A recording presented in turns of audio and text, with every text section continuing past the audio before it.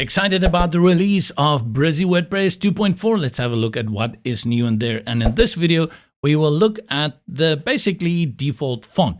I can kind of understand this for Brizy Cloud, where you have many projects in the same dashboard and you want to have the font consistently open to a certain font. Let's see how this will work in the Brizy WordPress. I have brought in one of these pre-made web layouts, and then let's select over here any text element, and then we go to add new font, and then fonts over here. And currently it's set to Lato, which is our default font. Now let's just go ahead and choose Montserrat.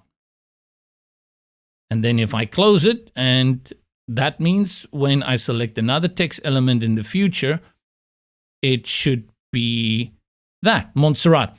Again, I can understand the purpose here, but if you are using the styling in the sidebar and you are setting up everything from here by default, once you bring in any new text element, like this one, and I drop it there, and it's set to paragraph by default, then it's going to draw it from whatever setting is in the styling.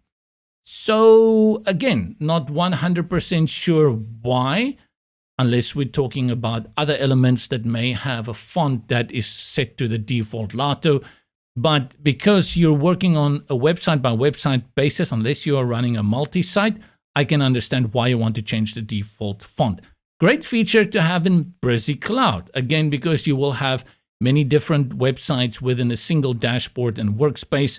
But for the WordPress, just be aware of the fact that if you go to your typography, add new font, and under fonts, you have the ability to select any of these fonts and have them assigned as your new default font. From me, JP, that is new in 2.4.